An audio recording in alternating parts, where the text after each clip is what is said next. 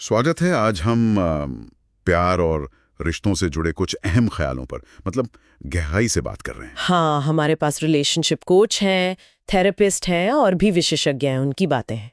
और मकसद है प्यार को थोड़ी और साफ नज़र से, भरोसे के साथ और एक दिशा के साथ समझने में मदद करना। बिल्कुल। तो चलिए शुरू करते हैं। एक चीज़ जो मतलब कई जगह सामने आई वो है खुद को जानना, सेल्फ अवेयरनेस। ये कितनी ज़रूरी है? हाँ, ये तो बहुत अहम है। जैसे स्टीफन स्पीक्स है, वो इस पर बहुत जोर देते हैं कि हमें खुद से ईमानदार होना चाहिए। हम किस रिश्ते में हैं ही क्यों? क्या ये सच में कोई गहरा जुड़ाव है या बस मतलब अकेलेपन से बचने का तरीका या कुछ और? वो साफ कहते हैं कि अगर बुनियाद ही कमजोर है तो फिर आप अपना वक्त बर्बाद कर रहे हैं। और ये सिर्फ दूसरे का विश्लेषण करने के बारे में नहीं है ना?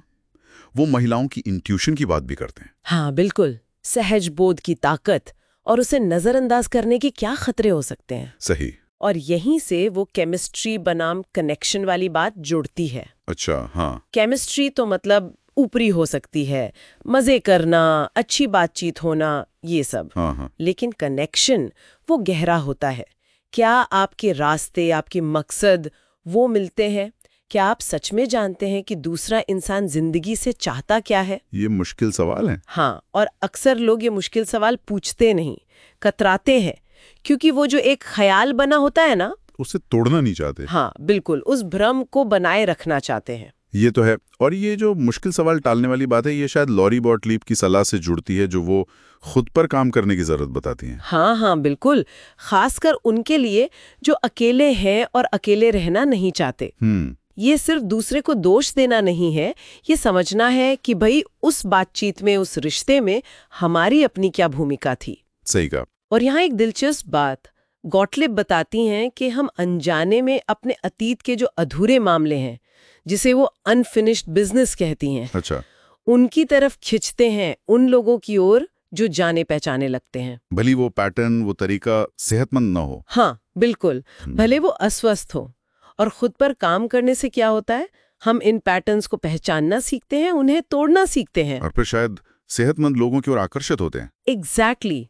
और वो इस पर भी जोर देती हैं कि आप आज मतलब वर्तमान में मतभेद कैसे सुलझाते हैं, वो रप्चर एंड रिपेयर वाला कॉन्सेप्ट। रिश्ते में दरार और सुधार। हाँ, भाई, ये भविष्य का बहुत बड़ा संकेतक है उनके हिसाब से। तो मतलब सिर्फ सही साथी ढूंढना ही सब कुछ नहीं है, शायद खुद सही साथी बनना ज्यादा जरूरी है, जैसे डॉक्टर जो डिस्पेंजा भी कहते हैं। हाँ, वो इसी बात पर आते हैं कि जैसा रिश्ता हम चाहते हैं वैसा बनने के लिए खुद पर कैसे काम करें। और ये सोच के हम अपनी जिंदगी में वो चीज आकर्षित नहीं कर सकते जिससे हम अंदर से अलग महसूस करते हैं। ये दिलचस्प है। मतलब कमी के एहसास से बाहर निकलना होगा। हाँ, उस कमी के एहसास में जीने के बजाय उस भविष्य के एहसास को, उसे जीना शुरू करना होगा जो हम चाहते हैं। जब हम खुद में खुश होते हैं, पूरे होते हैं, तो तलाश बंद हो जाती है। हाँ, शायद तभी हम तलाशना बंद कर देते हैं और तभी हम किसी ऐसे को आकर्षित करते हैं जो हमारे बराबर का हो। ये अहम नुक्ता है। मैथ्यू हसी भी तो कुछ ऐसी बात करते हैं ना। वो अहंकार आधारित उम्मीदों से बचने को कहते हैं। हाँ, वो बाहरी चीजें, क्या वो अच्छे दिखते हैं, क्या वो ठीक ठाक कमाते हैं, इन सब के बजाय असल में महसूस कैसा होता है किसी के साथ, उस पर ध्यान देना है। बिल्कुल। और हसी द वन मतलब वो इकलौते प्यार वाले ख्याल को भी नकारते हैं। हाँ, वो कहते हैं कि ये जरूरी नहीं। उनका कहना है कि अगर सही कच्चा माल हो और प्रतिबद्धता हो तो आप कुछ असाधारण बना सकते हैं किसी के भी साथ। तो किसी के लिए समझौता करने के बजाय किसी पर समझौता करने की ताकत, मतलब सोच समझकर किसी को चुनना और फिर साथ मिलकर कुछ बनाने का फैसला करना। वाह। और जेम्स कॉटन का वो गुब्बारे वाला उदाहरण, जाने देने की अहमियत। हाँ, बहुत खूबसूरत उदाहरण है।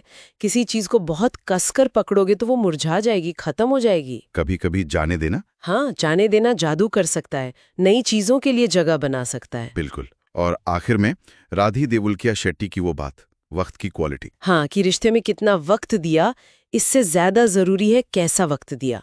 क्वालिटी ज्यादा जरूरी है क्वांटिटी से। पूरी तरह से मौजूद रहना। हाँ, वो घंटों तक ध्यान बटाए साथ रहने से कहीं बेहतर है। तो इन सारी बातों का निचोड़ क्या निकलता है? ऐसा लगता है कि सच्चा प्यार पाने और निभाने की जो चाबी है, वो बाहर खोजने के बजाय शायद अंदर है। हाँ, मतलब खुद को जानना, अपने पैटर्न समझना, खुद वो बनना जो हम आकर्षित करना चाहते हैं। और आज के पल में, वर्तमान में रिश्ता बनाने पर ध्यान देना। लेकिन यहाँ एक सवाल उठता है ना? हाँ।